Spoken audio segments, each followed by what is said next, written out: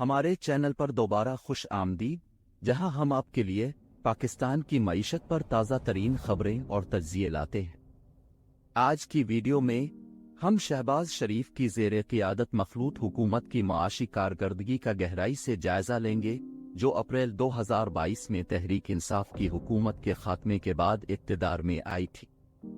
آئیے معیشت کے مختلف شعبوں کا جائزہ لیتے ہیں اور دیکھیں اس حکومت میں ان کی کارکردگی کیسی رہی۔ کسی ملک کے معاشی استحکام کے اہم اشاریوں میں سے ایک اس کی کرنسی کی قدر ہے۔ موجودہ حکومت کے 1.5 سالہ دور میں امریکی ڈالر کے مقابلے پاکستانی روپے کی قدر میں نمایاں اضافہ دیکھنے میں آیا ہے۔ پچھلی حکومت کی مدت کے اختتام پر ڈالر کی قیمت 184 پاکستانی روپے تھی، لیکن موجودہ حکومت کی مدت ختم ہونے کے دن 9 اگست کو یہ 287 روپے تک پہنچ گیا۔ ڈالر کی قدر میں 100 روپے سے زیادہ کا یہ اضافہ کسی سابق حکومت کے دور میں اتنی تیز رفتاری سے نہیں دیکھا گیا۔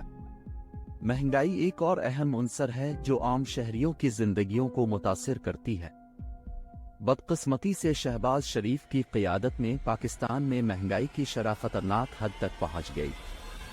گزشتہ حکومت کی مدت کے اختتام پر مہنگائی کی شرح 12.7% تھی، تاہم موجودہ حکومت کے تحت یہ جولائی کے آخر میں 28.3% تک پہنچ گیا، مئی میں 38% کی چوٹی کے ساتھ۔ مہنگائی میں اس اضافے نے عام آدمی کی قوت خرید پر دباؤ ڈالا ہے۔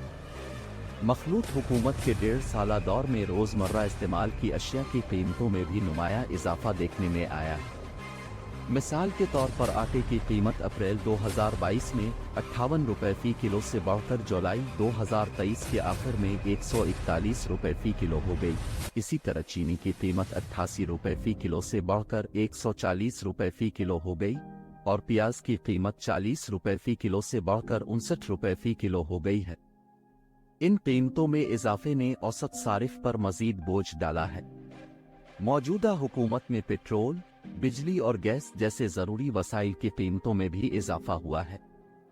اپریل 2022 میں پٹرول کی فی لیٹر قیمت 150 روپے تھی اور اب 273 روپے فی لیٹر کے قریب پہنچ گئی ہے۔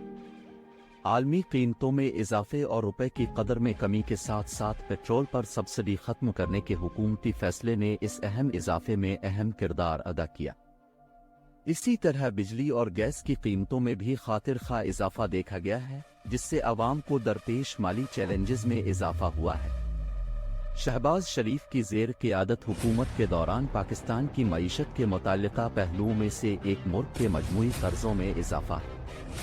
13 ماہ کے عرصے میں مجموعی قرضوں میں تقریباً 16,000 ارب روپے کا اضافہ ہوا، جو 58,962 ارب روپے تک پہنچ گیا۔ قرضوں میں اس اضافے کی وجہ روپے کی قدر میں کمی کو قرار دیا جا سکتا ہے، جس سے بیرونی قرضوں میں اضافہ ہوتا ہے۔ ساتھ ہی حکومت کا مالی خسارہ پورا کرنے کے لیے مقامی بینکوں سے قرض لینے پر انحصار کرنا۔ بیرون ملک مقیم پاکستانیوں کی جانب سے ترسیلات زر ملک کے کرنٹ اکاؤنٹ کو متوازن کرنے میں اہم کردار ادا کرتی ہیں، تاہم موجودہ حکومت کے دور میں ترسیلات زر میں کمی دیکھی گئی۔ مارچ 2022 میں ترسیلات زر 2.8 بلین ڈالر تھی، جو اپریل 2022 میں بڑھ کر 3.1 بلین ڈالر ہو گئی، لیکن بعد میں اس میں کمی واقع ہوئی۔ جون میں ترسیلات زر 2.2 بلین ڈالر رہی۔ سرکاری اور کھلی منڈی کی شرح مبادلہ کے درمیان فرق اور حکومت پر اعتماد کی کمی جیسے عوامل اس کمی میں معاون ثابت ہو سکتے ہیں۔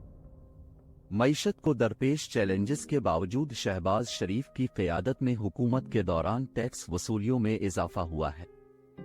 فیڈرل بورڈ آف ریونیو نے جون 2023 کو ختم ہونے والے مالی سال میں ریکارڈ طور 7,144 ارب روپے اکٹھے کیے۔ یہ ملکی تاریخ میں ایک سال میں سب سے زیادہ ٹیکس وصولی کی نمائندگی کرتا ہے۔ حکومت کا مقصد ٹیکس وصولی کے اعلیٰ اہداف مقرر کر کے بجٹ خسارے کو کم کرنا ہے، جس کے نتیجے میں ٹیکس کی شرح میں اضافہ ہوگا۔ آخر میں شہباز شریف کی زیر قیادت مخلوط حکومت کی اقتصادی کارکردگی اہم چیلنجوں سے متاثر ہوئی ہے۔ کرنسی کی قدر میں کمی، مہنگائی کی بلند شرح، روزمرہ استعمال کی اشیاء کی قیمتوں میں اضافہ اور بڑھتے ہوئے قرضوں نے عام آدمی کے لیے مشکلات پیدا کر دی ہیں۔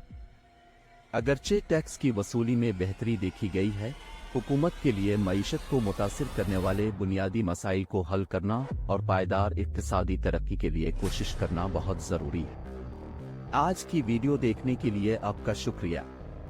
पाकिस्तान की मईशत के बारे में मज़ीद अपडेट्स के लिए हमारे साथ रहें और मुस्तक़बिल के मवाद के लिए हमारे चैनल को लाइक और सब्सक्राइब करना ना भूलें।